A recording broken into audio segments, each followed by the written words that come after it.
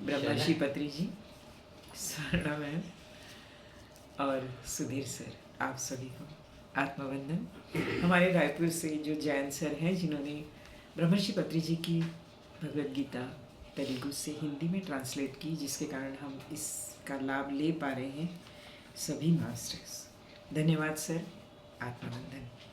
My dear friends, हम 6वां अध्याय ध्यान योग देख रहे हैं। 5वें अध्याय तक हमने कर्म योग देखा, सांख्य योग देखा, ज्ञान कर्म संन्यास योग देखा, कर्म संन्यास देखा। और ध्यान में आना इतना आसान नहीं है। सबसे पहले आपको ज्ञान चाहिए, इसीलिए देह देही, आत्मा क्या है, शरीर क्या है, ये बताया गया। आत्मा शाश्वत है, शरीर नश्वर है, ये भी बताया गया। पहले ज्ञान जरूरी है, उसके बाद केवल ज्ञान रह के नहीं होगा, कर्म भी आपके सही चाहिए। कर्मसु कौशलम, अगर ज्ञान है मगर कर्म सही नहीं है तो माय डियर फ्रेंड्स गुड़ गोबर हो जाएगा, क्योंकि कर्म भी हमारे सही चाहिए। कर्म ऐसे चाहिए कि कर्म करते करते हम संन्यास ले। संन्यास ले मतलब घर छोड़कर जाना नहीं है। कर्म करते करते हम कर्म से ही जन्म मृत्यु के इस ग्रेविटेशनल फोर्स से बाहर पड़े, संसार में रहते हुए हर चीज़ को भोगते हुए। इसीलिए भगवद गीता कहती है समत्वम योग उच्यते। योग क्या है? समत्व। सब करो, समत्व में रहो, अति कहीं नहीं। कल भी हमने देखा युक्ताहार विहारस्य युक्त स्वप्नस्य चेष्टस्य। इस प्रकार सम में रहते हुए आज के जो 2 श्लोक हैं कि आप सम में हो, युक्ताहार विहारस्य, कर्म अच्छे कर रहे हो, ये सब करने के बाद भी अगर आप में धैर्य नहीं है तो कुछ नहीं हो सकता। क्योंकि ध्यान, बहुत लोग बोलते हैं मैं तो इतने दिन से कर रहा हूँ मगर मुझे कुछ नहीं प्राप्त हुआ। बाबा, इतने दिन के बाद भी आप ध्यान में आ रहे हो, यही तो सबसे बड़ी उपलब्धि है कि आपने ध्यान छोड़ा नहीं है। इसका मतलब कहीं ना कहीं आपको रस आ रहा है। उपरति, आज के इसमें शब्द आएगा कि उप मतलब पास, ध्यान से आप उस ध्यान आत्म तत्व के पास बैठ रहे, रति मतलब रम रहे हो। और हमको ये जो चीज़ें हैं ना, ये बाहर से दिखेगी नहीं, ये हमारी आंतरिक अवस्था बदलती है। और उस अवस्था जो बदल रही है, इसके लिए हमको अपने आप का इंट्रोस्पेक्शन करना बहुत ज़रूरी है, अपने आप का परीक्षण करना बहुत ज़रूरी है।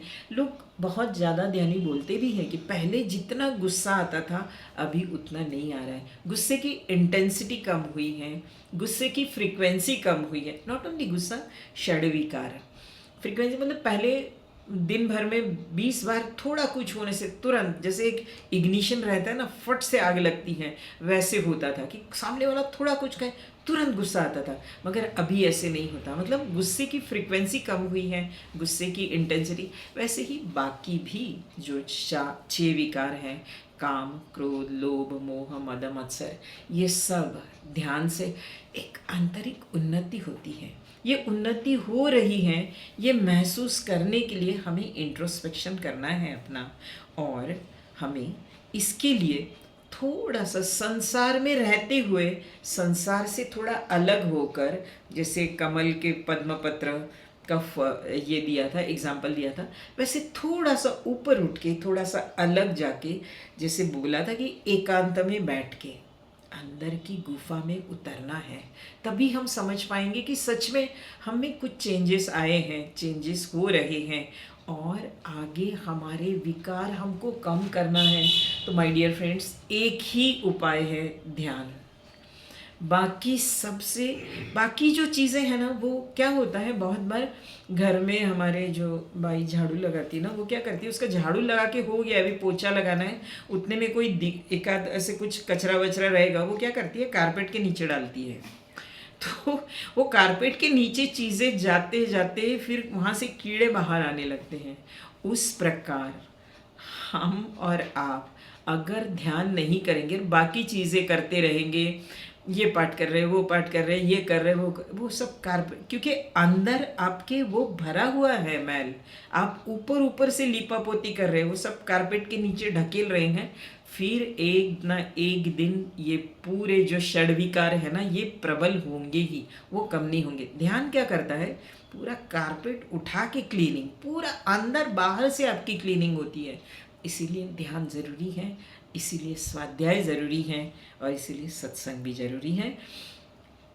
25वें श्लोक में जो दिया है कि शनै शनै उपरमेत, उसके पहले 24वें श्लोक बहुत क्यों शनै शनै उपरमेत, मतलब ध्यान करने से होता क्या है कि संकल्प प्रभवान कामांस त्यक्त्वा सर्वान अशेषतः।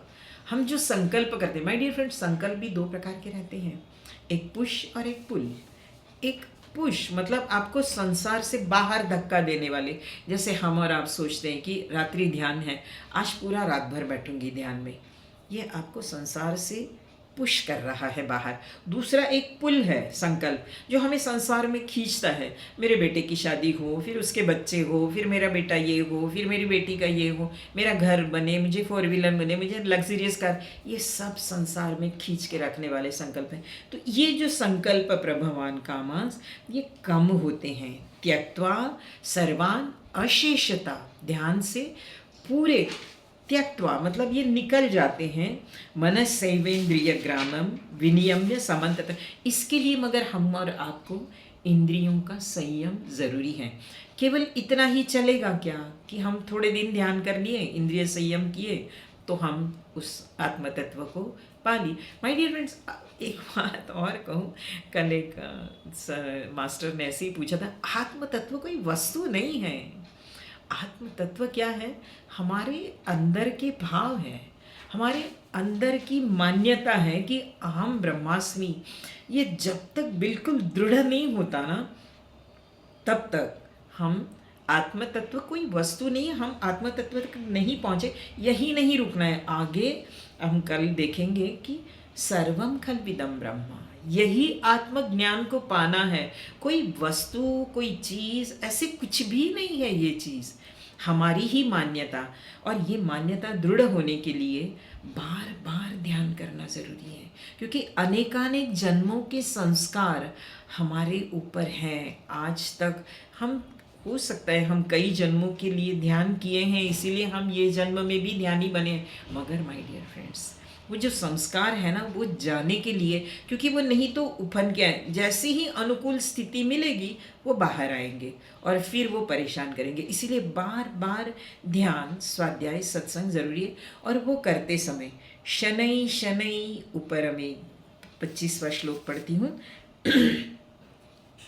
शनै शनै उपरमेत बुद्ध्या धृतिगृहीतया आत्मसंस्थं मनः कृत्वा न किंचित् चिंतयेत्। शनै शनै उपरमेत, बार बार करना है, क्रम से अभ्यास करता हुआ। माय डियर फ्रेंड्स, ये क्रम से अभ्यास करते हुए, अभी हमारे गीता मकरंद के मास्टर्स ने जब गीता पढ़ने शुरू की थी ना, वो इतने लड़खड़ा रहे थे शब्दों में। फर्स्ट ऑफ ऑल एक्सप्रेस, हम संस्कृत शब्द पढ़ पाएंगे कि नहीं, ये कॉन्फिडेंस ही नहीं था, जिसके कारण शब्द बाहर निकल नहीं रहे थे। मगर आज वही मास्टर्स, जैसे हमारी आशा मैडम, नीलम मैडम, विमल सर, हमारे सर, ये जो दिलीप महाजन सर हैं, वो तो पहले से एक्सपर्ट थे ही, उनके लिए कुछ बोलना ही। अरुणा मैडम भी बहुत इम्प्रूव की है। ये मैडम या सर, ये जो मास्टर्स लोग हैं, ये कैसे हुए? शनै शनै उपरमेत, क्रम से अभ्यास करते हुए। इसके लिए एक छोटी सी कहानी करके ही सुनिए आप, कि अगर हम शनै, छोटी छोटी चीज़ें रोज करते रहेंगे तो क्या नहीं कर पाते। एक छोटा पंछी, टिटड़ी करके रहते हैं, तो वो पंछी था, उस पंछी ने 6-7 अंडे समुंदर में दिए थे, और वो घूम के आते तक वो अंडे समुंदर में चले गए। पंछी ने 3-4 बार समुंदर को प्रार्थना की कि मुझे मेरे अंडे दे दे, मुझे मेरे बच्चे वापस कर दे। समुंदर ने एक नहीं मानी। तब पंछी ने ठान ली कि मैं इस समुंदर को सुखा के रहूँगी। छोटा सा पंछी, इतना बड़ा समुंदर, सोचिए पॉसिबल है क्या। मगर वो लगी रही कि नहीं मैं ये करूँगी, मुझे मेरे अंडे वापस दे, मुझे मेरे बच्चे वापस दे, नहीं तो मैं तुमको सुखा के रहूँगी। एंड माय डियर फ्रेंड्स, उसने अपना प्रोजेक्ट शुरू किया, चोंच में पानी भर भर के बाहर ला रही, वो कर रही थी। तब उसके फ्रेंड्स लोगों ने पूछा तू पागल हो गई है, इतना बड़ा समुंदर को सुखा पाएगी? तो बोले सुखा पाऊँ ना पाऊँ, मगर मैं इससे प्रयास करती रहूँगी। और फिर उनको भी उनकी उसके फ्रेंड्स को लगा कि चलो हम भी इसको मदद करते हैं। तो क्योंकि एक माँ है अपने बच्चे के लिए प्रार्थना कर रही हैं, तो फ्रेंड्स लोग भी जुड़ गए, जो टिटड़ी बाकी जो थे वो भी जुड़ गए उसके साथ। अब और बुजुर्ग जो थे पंछी वो बोले यार आप लोग क्या कर रहे हैं? नहीं नहीं, ये माँ के देखो, माँ के ममता है, उसके अंडे ये समुंदर निगल गया है। वो भी ऐसे करते करते करीब करीब 200-250 टिटड़ियाँ जुड़ गई उसमें और कर रहे थे ये काम। वहाँ से नारद जी गुजर रहे थे, बोले ये क्या कर रहे हैं आप लोग? तो बोले नहीं नहीं, ये समुंदर को हम ना सुखा रहे। समुंदर को सुखाना पॉसिबल है क्या? तो बोले हाँ हाँ, हो ना हो, मगर हम इस माँ को मदद ज़रूर कर रहे हैं। तो बोले ठीक है। नारद जी नारायण नारायण करके चले गए और अपने विष्णु धाम में गए और गरुड़ जी को बोले यार तुम क्या कर रहे हो यहाँ पे? तो बोले क्यों, मैं विष्णु की सेवा कर रहा हूँ। तो बोले हाँ, मगर तुम्हारी अपनी बिरादरी के प्रति भी कुछ जिम्मेदारियां हैं। तो बोले बिरादरी तो मेरी बहुत बढ़िया है। नहीं नहीं, बोले वो वहाँ जाके दे, गुजरात के पास टिटड़ी है ना, छोटी छोटी पंछी, कितने मुसीबत में है वो, क्या हो गया? तो बोले नहीं, एक माँ के अंडे वो समुंदर निगल गया है, तो समुंदर को सुखाने के लिए चले हैं, कितने दिन रात कष्ट कर रहे हैं वो, और तुम अपना आराम से बैठे हो, तुम तो राजा हो ना, पक्षीराज हो। हाँ सही बात है।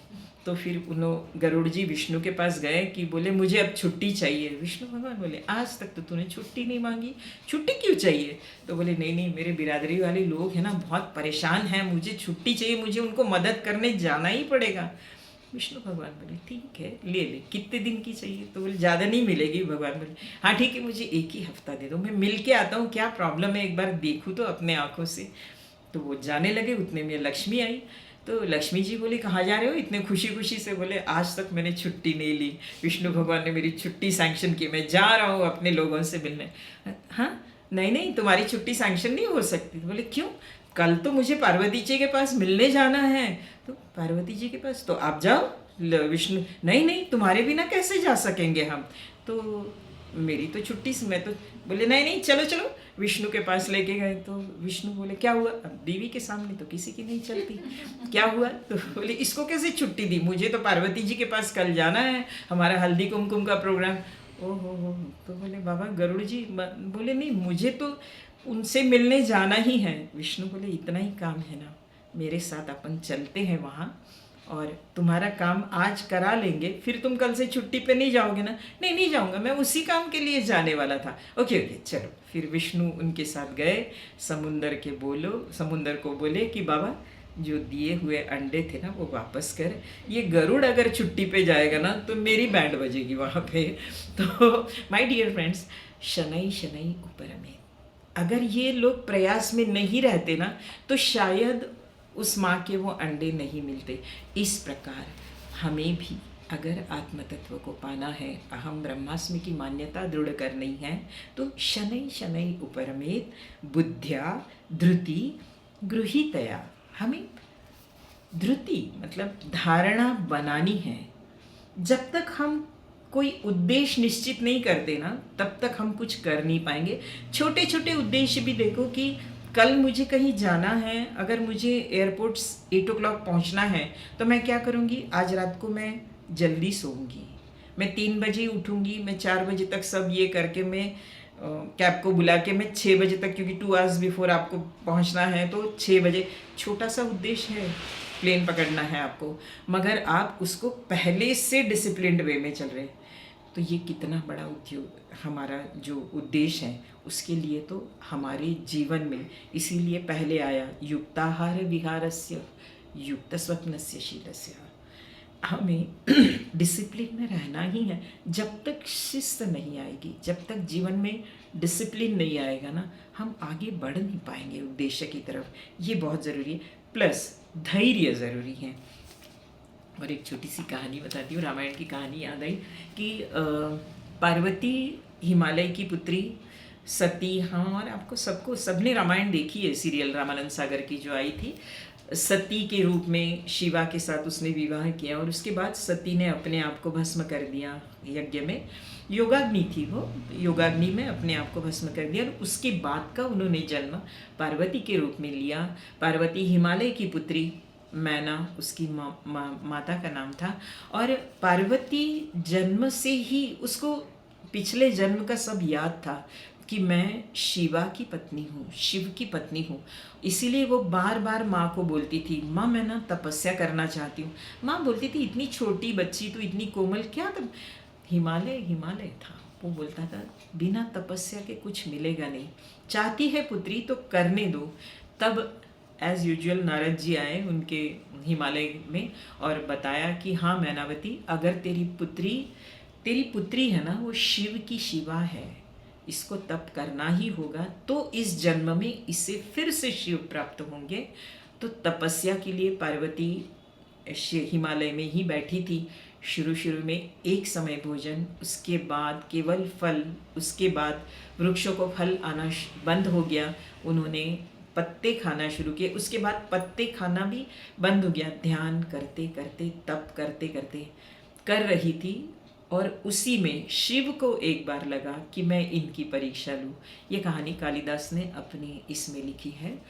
तो शिव जब बालक रूप में आए पार्वती के पास कि पार्वती क्या कर रही है, तुम तो इतनी सुंदर हो, और शिव जैसा आदमी जिसका न रूप है न कपड़े ढंग के पहनता है, गले में माला भी उसके क्या है, सर्पों की माला, ऐसा ही वर से वरेगी, तुम तो कितनी सुंदर हो, और जिसका जन्म तक नहीं हुआ है, जिसके माता पिता का कोई ये ठिकाना नहीं है।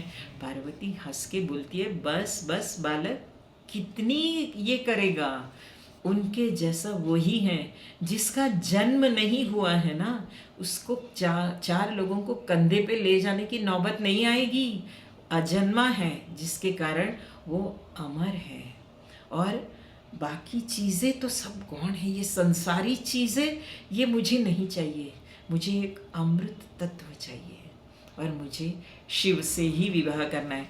धैर्य धारण किया है, धृति गृहीतया आत्मसंस्थम मन कृत्वा, मन में केवल आत्म तत्व के बारे में विचार करना है। बाकी सभी चिंतन, मैंने उस दिन भी कहा था, जब हम ध्यान में बैठ रहे हैं तो मेरी वेदना ठीक हो, मेरा शरीर ठीक हो, मुझे ये मिले, मुझे, माय डियर फ्रेंड्स, ये सब आपको ऐसे ही मिलेगा करके। तो केवल ध्यान के लिए ध्यान करके देखिए, ये सब अपने आप शरीर की ऊर्जा बढ़ेगी, शरीर स्वस्थ होगा और जो चाहिए, मतलब मैं ये अनुभव करती हूँ कि हमें जो चाहिए ना वो सब मिलता है।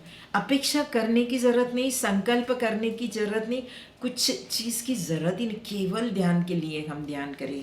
तो आत्मसंस्थम मन कृत्वा न किंचित अपि चिंतित, किसी भी चीज़ का, दूसरी चीज़ का चिंतन नहीं करना है, न घर के बारे में, न घर वालों के बारे में, न शरीर के बारे में।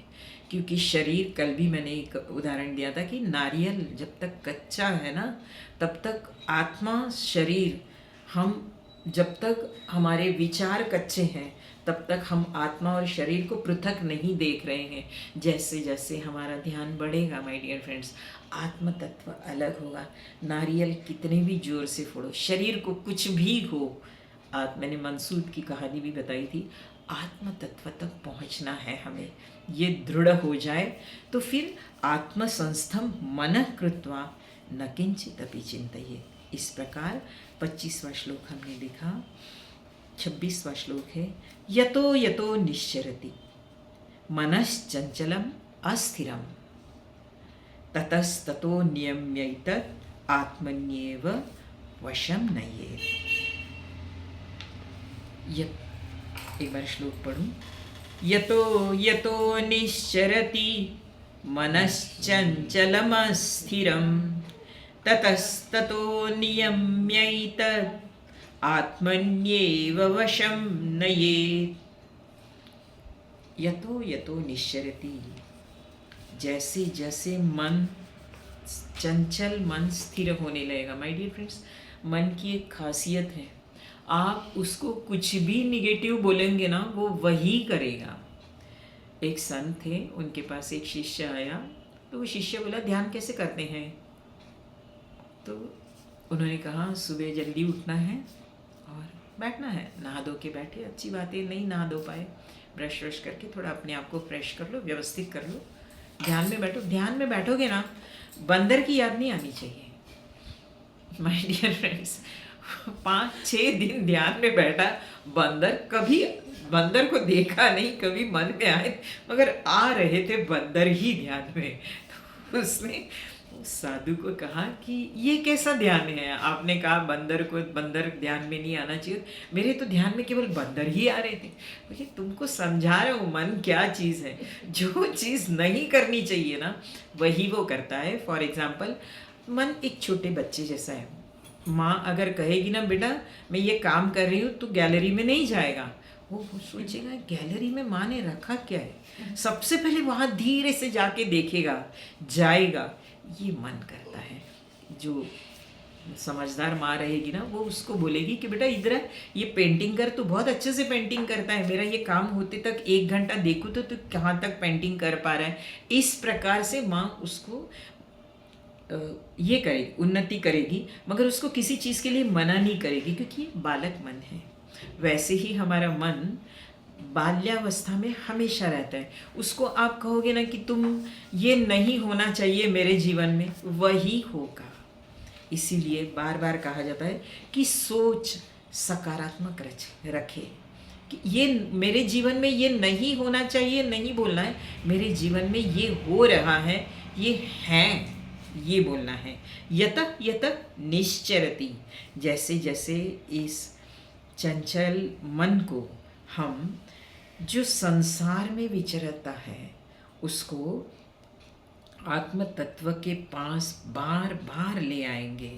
यतः यतः निश्चरति मनश्चंचलम अस्थिरम ततस्ततः नियम्यैत्यत् आत्मन्येव वशम नयेत्। इसको हटाकर बार बार परमात्मा तत्व में लाना है, इसको संसार से हटाना है।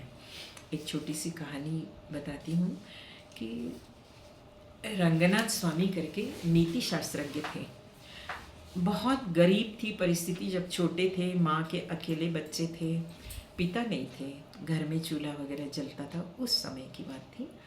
और एक दिन ऐसे खेलते थे, नंग धड़ंग रहते थे वहाँ। उस समय गांव के बच्चे बहुत ये नहीं था, कई बच्चे ऐसे, वो भी वैसे ही थे। और एक दिन ऐसे ही खेल रहे थे, माँ ने कहा बेटा चूल्हा जलाना है, तो घर में माचिस नहीं है, तो पड़ोस के घर से अंगार ले आना करके। तो बच्चा है, वैसे ही भागा, खेल रहा था, खेलते खेलते वैसे ही भागा।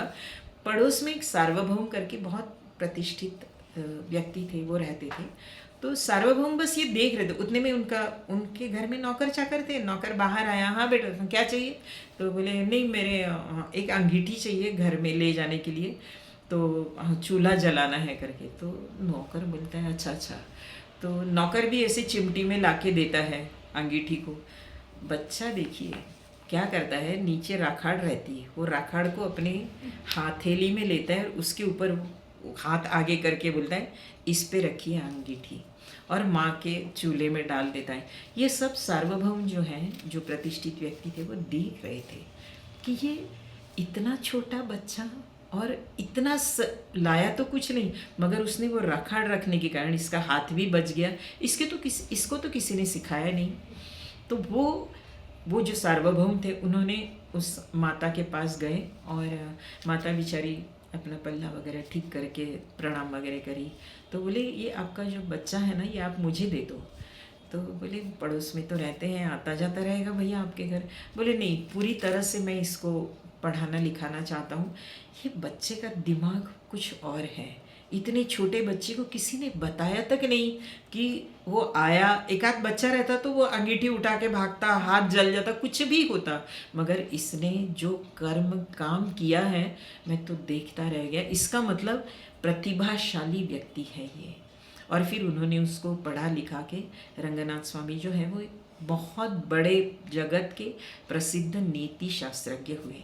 माय डियर फ्रेंड्स, हमें और आपको अगर हमारा संसार से हाथ जलाना नहीं है ना, तो ये ध्यान रूपी राख रखो बीच में, और फिर उसके ऊपर जितने भी दुख रूपी अंगीठी रखोगे ना, दुख, कल भी मैंने कहा, दुख संयोग वियोगम, ये ध्यान करता है, ये ज्ञान करता है, ये ध्यान करता है।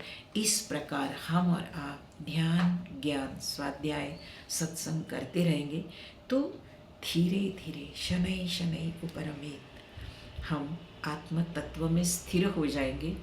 हम और आप ध्यान में योग कर्म सुकौशलम, कर्म में कुशलता तो प्राप्त होगी ही होगी, और आत्म तत्व, क्योंकि आत्म तत्व को एक बार पाने से फिर तो कुछ बचा ही नहीं है जीवन में माय डियर फ्रेंड्स, फिर तो कुशलता ऐसी ही आ जाएगी। इस प्रकार हम और आप सब ध्यान, स्वाध्याय, सत्संग करते करते सब इस संसार के दुखों से अपने आप को, या संसार से में रहते हुए, संसार से अलग होते हुए, हम और आप सब इस आत्म तत्व कर जरूर पाएंगे। मगर शनै शनै उपरमेत, धैर्य चाहिए इसके लिए, हमें जल्दबाजी कहीं नहीं चलेगी। इस प्रकार भगवद गीता के ये 2 श्लोक आज हमने देखे। आप सभी का धन्यवाद, जिसके कारण मुझे भगवद गीता की सेवा मिली है। Thank you very much.